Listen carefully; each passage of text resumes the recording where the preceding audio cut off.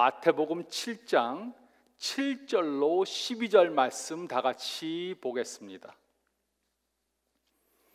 구하라 그리하면 너에게 주실 것이요 찾으라 그리하면 찾아낼 것이요 문을 두드리라 그리하면 너에게 열릴 것이니 구하는 이마다 받을 것이요 찾는 이는 찾아낼 것이요 두드리는 이에게는 열릴 것이니라. 너희 중에 누가 아들이 떡을 달라 하는데 돌을 주며 생선을 달라 하는데 뱀을 줄 사람이 있겠느냐?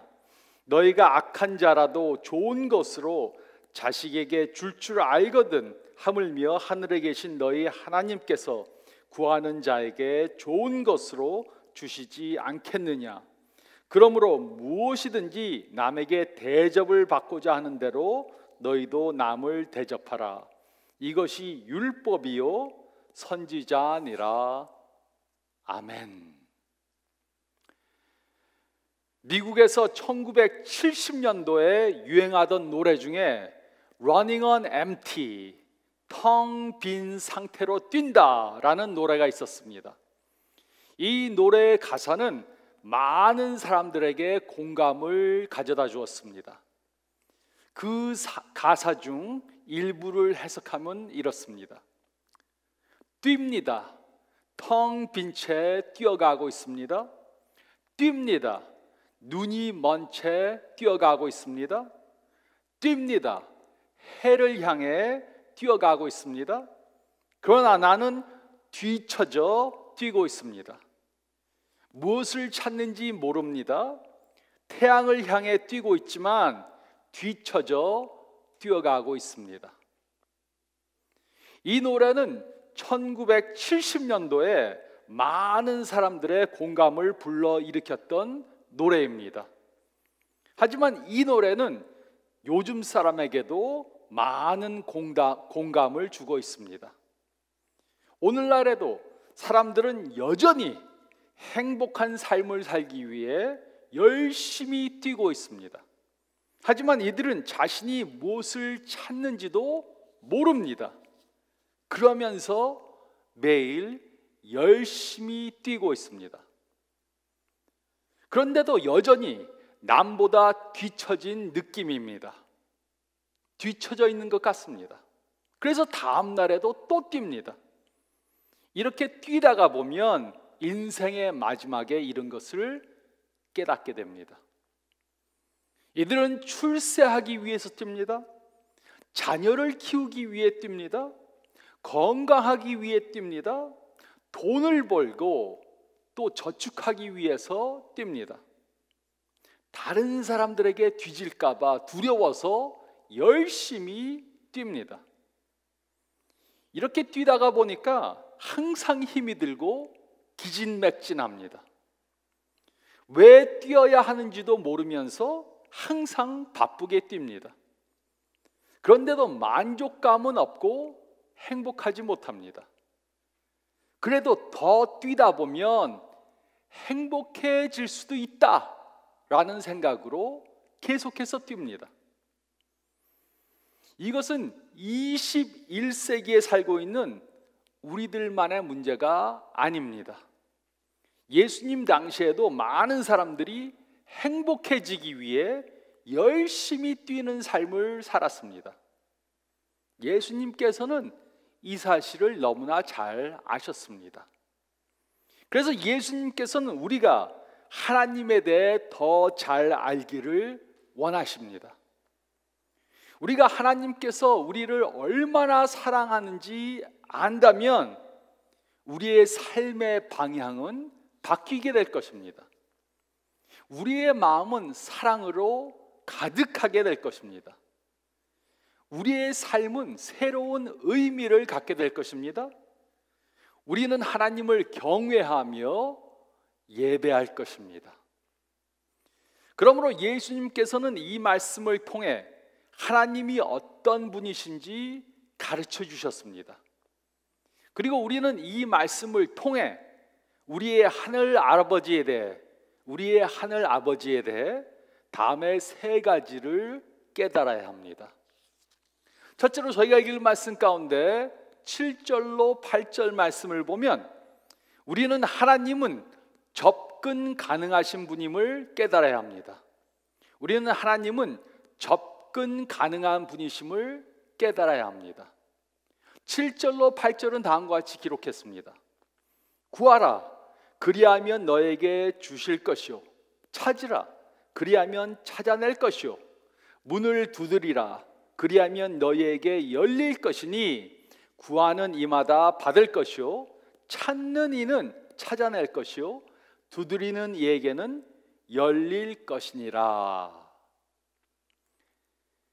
예수님께서는 산상수훈을 통해 그의 제자들은 의롭고 정직하고 겸손하고 깨끗하고 또 사랑이 많은 삶을 살아야 한다고 가르치셨습니다. 하지만 이런 삶을 사는 것은 쉬운 것이 절대로 아닙니다. 그래서 예수님께서는 기도하라고 말씀하신 것입니다. 예수님의 제자로 사는 것은 우리 힘만으로는 불가능한 것입니다. 하지만 이런 삶을 살기 위해 작정하고 기도한다면 우리는 예수님의 제자로서의 삶을 살 수 있습니다. 예수님께서는 우리들에게 3가지 명령을 주셨습니다. 구하라, 찾으라, 두드리라. 이 3가지 명령은 기도하라는 것입니다. 한 번만 기도하고 그치라는 것이 아닙니다. 계속해서 기도하라는 말씀입니다. 그래서 이 3가지, 이 3개의 동사는 현재형으로 기록되었습니다. 우리는 계속해서 구하고 찾고 두드려야 합니다. 많은 크리스찬들이 예수님의 제자로서의 삶을 살고 있지 못합니다. 그 이유 중에 하나는 바로 구하고 찾고 두드리지 않기 때문입니다. 하나님께서 주실 선물은 구하고 찾고 두드리는 사람들에게만 주어집니다. 그래서 우리는 기도해야 합니다. 이것이 구한다는 의미입니다. 그냥 기도하는 것이 아니고 간절함으로 기도해야 합니다. 이것이 찾는다는 의미입니다. 또한 계속해서 지속적으로 기도해야 합니다. 이것이 두드린다는 의미입니다. 누군가의 집을 방문해서 문을 두들깁니다. 근데 아무런 대답이 없습니다. 그러면 그냥 돌아갑니까? 우리는 다시 문을 더 세게 두드립니다. 이렇게 기도하는 것을 통해 하나님께서는 우리들에게 간절하게 성실히 지속적으로 하나님과 대화하는 법을 가르쳐 주십니다. 예수님께서 가르치신 것은 새로운 것이 아닙니다. 예수님 당시 사람들은 하루에도 여러 번 하나님께 기도했습니다. 하지만 예수님의 가르침에는 새로운 요소가 포함되어 있습니다. 구약 시대나 신약 시대의 사람들은 아무나 하나님 앞에 나올 수 없었습니다. 평범한 사람이 하나님 앞에 나온다는 것은 상상할 수가 없었습니다. 이 당시 사람들은 하나님께 직접 나올 수 없고 제사장을 통해서만 하나님께 나올 수 있었습니다. 어떤 사람이 죄를 범하면 제사장이 그 사람의 죄를 하나님께 고하고 짐승을 죽여 희생제를 드림으로 그 사람이 죄의 용서함을 받도록 해야 했습니다. 아무나 하나님 앞에 나와서 죄를 고하고 죄사함을 받을 수 있던 것이 아니었습니다. 그뿐만이 아닙니다. 제사장들도 아무나 하나님 앞에 나올 수 없었습니다. 제사장들도 대제사장을 통해서만 하나님께 나올 수 있었습니다. 또 대제사장들도 하나님 앞에 함부로 나올 수가 없었습니다. 아무 때나 나올 수가 없었습니다. 1년에 단 한 번 대속제일에 정결 예식을 행한 후 제사를 드리고 그제서야 하나님께 나올 수 있었습니다. 그 누구도 아무 때나 하나님께 나와서 구하고 찾고 두드릴 수 없었습니다. 이 당시 사람들은 전부 다 이렇게 믿고 있었습니다. 그런데 예수님께서는 매우 획기적인 말씀을 가르치셨습니다. 예수님께서는 우리 모두에게 온 우주의 창조자 되시고 최고 경영자, CEO 되시는 하나님께 나오라고 가르치셨습니다. 제사장을 통해 나올 필요가 없습니다. 대제사장을 통해 나올 필요가 없습니다. 1년에 단 한 번 대속제일에 잠깐 동안 정결 예식을 행하고 제사를 드린 후에 나올 필요가 없습니다. 그냥 하나님 앞에 나오면 됩니다. 예약이 필요 없습니다. 특정한 장소에서만 하나님께 나올 수 있는 것이 아닙니다. 무엇이든지 구할 수 있습니다. 필요한 것을 찾을 수 있습니다. 다급한 상황에 처하면 필사적으로 두드리면 됩니다. 우리는 아무 때나 아무 장소에서나 하나님께 나올 수 있습니다. 요즘은 코로나 바이러스 때문에 접촉을 못하는데 코로나 바이러스 사태 때도 하나님께는 나올 수 있습니다. 하나님께서는 우리와 대화하길 원하십니다. 하나님께서는 우리의 어려움과 문제와 이슈에 대해 듣기를 원하십니다.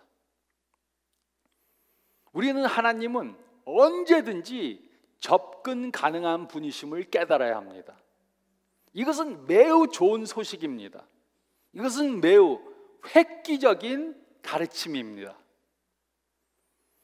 한 나라의 대통령을 만나는 것이 쉬운 것이 아닙니다. 매우 까다로운 절차를 거쳐야 합니다. 그렇게 하고도 만나지 못할 수도 있습니다. 하지만 온 우주를 창조하시고 경영하시는 하나님 앞에는 언제든지 어디서든지 나올 수 있습니다. 하나님은 대통령보다 훨씬 더 접근 가능한 분이십니다. 우리는 하나님은 접근 가능한 분이심을 깨달아야 합니다. 그리고 둘째로 저희가 읽는 말씀 가운데 9절로 11절 말씀을 보면 우리는 하나님은 완전히 선하신 분임을 깨달아야 합니다. 우리는 하나님은 완전히 선하신 분이심을 깨달아야 합니다. 9절로 11절은 다음과 같이 기록했습니다. 너희 중에 누가 아들이 떡을 달라 하는데 돌을 주며 생선을 달라 하는데 뱀을 줄 사람이 있겠느냐? 너희가 악한 자라도 좋은 것으로 자식에게 줄 줄 알거든 하물며 하늘에 계신 너희 아버지께서 구하는 자에게 좋은 것으로 주시지 않겠느냐? 예수님께서는 하나님은 완전히 선하시며 우리에게 가장 좋은 것을 주시기 원하신다고 말씀하셨습니다. 이 사실을 설명해 주기 위해 아버지를 그 예로 드셨습니다. 아들이 부모에게 떡을 달라 그럽니다. 그럼 어떤 부모가 아들에게 돌을 주고 먹으라고 하겠습니까? 또 아들이 부모에게 생선을 달라고 그럽니다. 그러면 어떤 부모가 아들에게 독사를 주고 먹으라고 하겠습니까? 부모는 항상 자녀들에게 좋은 것들을 주려고 합니다. 우리의 부모님들은 완전하게 선하신 분들이 아닐 수도 있습니다. 이기주의적인 면들이 있고 또 자기 중심적일 수도 있습니다. 그럼에도 불구하고 부모들은 자녀들에게 가장 좋은 것을 주려고 합니다. 하지만 하나님 아버지는 완전하신 분이십니다. 완전히 선하시고 완전한 능력을 지닌 분이십니다. 그래서 그의 자녀들에게 가장 선하고 좋은 선물을 주십니다. 하나님은 마지못해 주시는 분이 아닙니다. 하나님을 괴롭게 보채야지 무엇인가를 억지로 받아낼 수 있는 것이 아닙니다.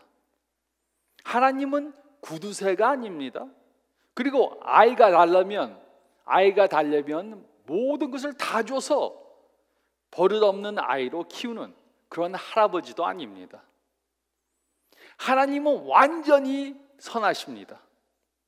그리고 가장 좋은 것을 우리들에게 주시기 원하십니다.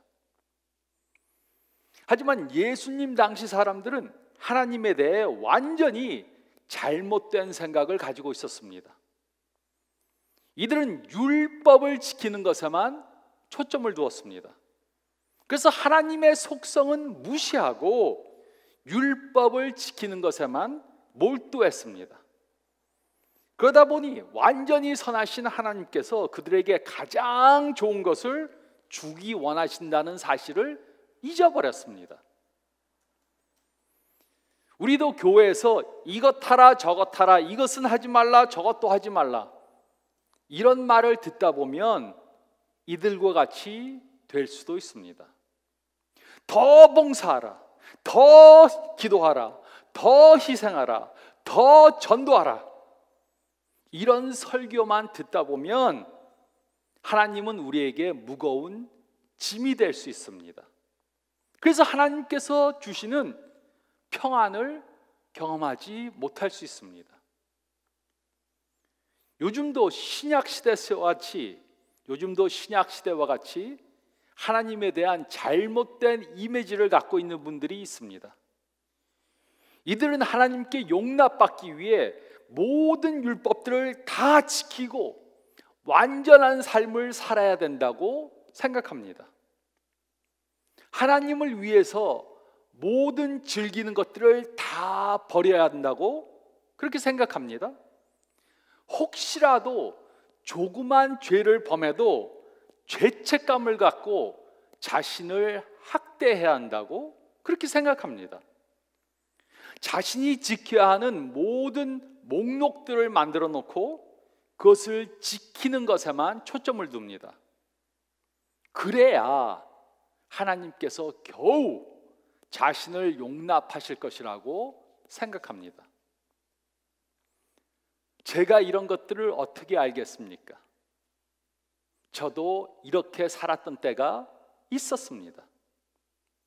저도 하나님께 용납받는 것은 성과와 비례한다고 생각한 때가 있었습니다. 하루에 얼마 동안 기도하고 성경을 몇 장 보고 몇 시간 봉사하고 몇 명을 전도해야만 하나님께 겨우 용납받을 수 있다고 생각했었습니다. 제가 이렇게 생각한 이후에는 문화적 요인도 있었지만 교회에서 그렇게 배워왔기 때문이었습니다. 이런 생각에서 벗어나는 것은 쉬운 것이 아니었습니다. 그런데 이런 생각을 하는 것은 저만이 아닐 것입니다. 하나님은 완전히 선하십니다. 그래서 우리에게 가장 좋은 것을 주기 원하십니다. 하나님의 선물은 우리의 노력을 한 대가로 받는 것이 절대로 아닙니다. 우리는 하나님은 완전히 선하신 분이심을 깨달아야 합니다. 우리는 하나님은 완전히 선하신 분이심을 깨달아야 합니다. 그리고 셋째로 저희가 읽은 말씀 가운데 11절 말씀을 보면 우리는 하나님은 사랑의 아버지심을 깨달아야 합니다. 우리는 하나님은 사랑의 아버지심을 깨달아야 합니다. 11절은 다음과 같이 기록했습니다. 너희가 악한 자라도 좋은 것으로 자식에게 줄 알거든 하물며 하늘에 계신 너희 아버지께서 구하는 자에게 좋은 것으로 주시지 않겠느냐. 예수님 당시 사람들은 하나님의 이름을 함부로 부르면 안 된다고 생각했습니다. 그래서 하나님의 이름을 함부로 부를까 봐 두려워했습니다. 그래서 이들은 하나님의 이름 여호와를 절대로 부르지 않았습니다. 그런데 예수님께서는 창조주 하나님을 아버지라고 부르고 아버지라고 생각하라고 가르치셨습니다. 예수님께서는 우리가 부모님과 사랑의 관계를 갖는 것처럼 하나님 아버지와 사랑의 관계를 가질 수 있다고 가르쳐 주신 것입니다. 물론 육신의 아버지들은 완전하지 못할 수도 있습니다. 어떤 아버지들은 자녀들에게 가혹하고 인색하고 폭력적일 수도 있습니다. 그래도 대부분의 아버지들은 자녀들을 사랑해서 가장 좋은 것을 주기 원합니다. 하지만 하늘에 계신 하나님 아버지는 완전하신 분이십니다. 완전히 사랑하시고 우리를 가까이 하기 원하시는 분이십니다. 우리 중에는 자라면서 아버지께 많은 사랑을 받으신 분들이 있을 것입니다. 또 이와 반대로 아버지께 사랑을 받지 못하며 자란 분들도 있을 수 있습니다. 그래서 이런 분들은 하나님을 사랑이 많은 아버지라고 상상하기 힘들 수도 있습니다. 하지만 우리의 하늘 아버지는 완전하신 분이십니다. 우리를 향한 하나님의 사랑은 완전합니다. 우리를 돌봐주시고 우리에게 많은 관심을 갖고 계십니다. 우리는 우리의 아버지, 하늘 아버지와 사랑의 관계를 가질 수 있습니다. 우리가 하늘 아버지와 사랑의 관계를 갖고 살고 있지 못하다면 우리가 믿는 기독교와 다른 종교들과 별로 다른 것이 없는 것입니다. 신학적인 차이만 있을 뿐입니다. 일주일에 한두 번씩 행하는 종교 행위에 불과한 것입니다. 하지만 우리가 믿는 기독교는 그런 것이 아닙니다. 예수님께서는 하나님에 대해 다른 종교에서 믿는 그들의 신과 완전히 다르게 생각해야 한다고 가르쳐 주셨습니다. 하나님은 우리의 완전한 하늘 아버지십니다. 우리는 우리의 하늘 아버지와 개인적인 관계를 가질 수 있습니다. 우리는 하나님과 사랑의 관계를 가질 수 있습니다. 하나님께서는 우리가 그를 위해 무엇을 하는가에 관심이 있는 것이 아닙니다. 그 대신 하나님께서는 우리가 그와 어떤 관계를 가지고 사는지에 관심이 있으십니다. 다시 말하자면 하나님께서는 우리가 하나님 없이 그를 위해 무엇인가 할 것인가에 관심이 있는 것이 아닙니다. 하나님께서는 그 무엇보다도 우리가 하나님과 사랑의 관계, 가까운 관계를 갖고 살기 원하십니다. 제 딸이 어렸을 때 제 딸은 가끔 제 앞에서 춤을 추었습니다. 물론 무용을 전공한 사람처럼 춤을 잘 추지 못했습니다. 그래도 제 딸은 열심히 땀을 흘리면서 춤을 추었습니다. 저는 제 딸의 그 춤추는 모습을 볼 때 엄청 기뻤습니다. 그때 이런 생각을 했습니다. 이런 마음이 하나님 아버지의 마음이 아니겠는가? 우리가 하나님을 위해 무엇을 한다고 해도 그것들은 전부 다 완전하지 못합니다. 실수도 많이 합니다.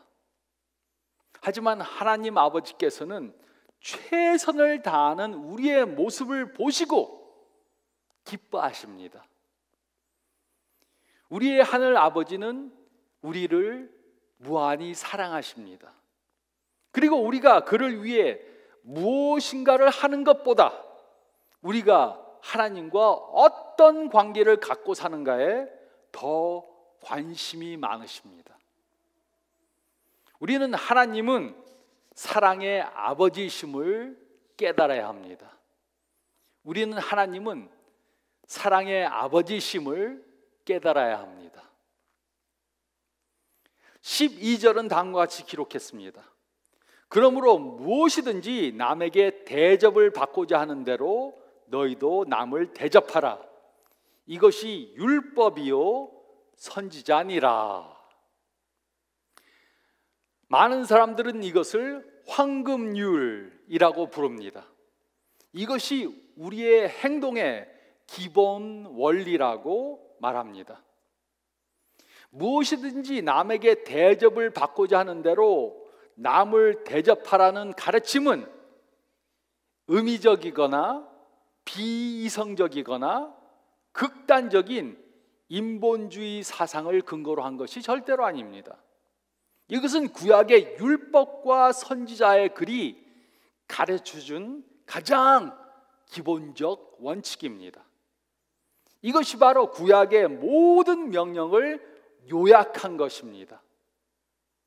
이것은 격언에 불과한 것이 아닙니다. 이것은 하나님의 명령입니다. 또 무엇이든지 남에게 대접을 받고자 하는데도 너희로 남을 대접하라는 가르침은 우리가 이렇게 해야 다른 사람에게도 이런 대접을 받을 것이라고 하는 것이 아닙니다. 우리가 다른 사람들에게 대접을 받고자 하는 대로 그들을 대접해도 그들은 우리들에게 똑같이 대접하지 않을 수 있습니다. 그럼에도 불구하고 이것은 하나님의 명령이기 때문에 우리는 이 명령에 순종해야 합니다. 예수님께서는 하나님 아버지께서 어떤 분이신지 우리에게 가르쳐 주시기 위해 이 세상에 오셨습니다. 그러므로 하나님 아버지에 대해 잘못된 이미지를 가지고 있다면 우리는 그 잘못된 이미지를 바꿔야 합니다. 하나님은 접근 가능한 분이십니다. 그러므로 우리는 언제든지 어디서든지 하나님께 나올 수 있습니다. 하나님은 완전히 선하신 분이십니다. 우리가 노력을 한 대가로 우리에게 무엇을 주는 것이 아닙니다. 우리는 하나님께서 항상 우리들에게 가장 좋은 것을 주실 것을 믿어야 합니다. 또 하나님은 완전한 아버지십니다. 완전한 사랑의 아버지십니다.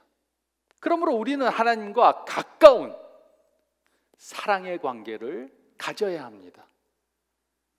이것이 바로 우리가 믿는 하나님이십니다. 하나님이 어떤 분이신지 바로 알아서 하나님 아버지와 친밀한 관계를 갖고 사시는 저와 여러분들이 되시기를 우리에게 하나님 아버지가 어떤 분이신지 가르쳐 주신 예수님의 이름으로 축원드립니다.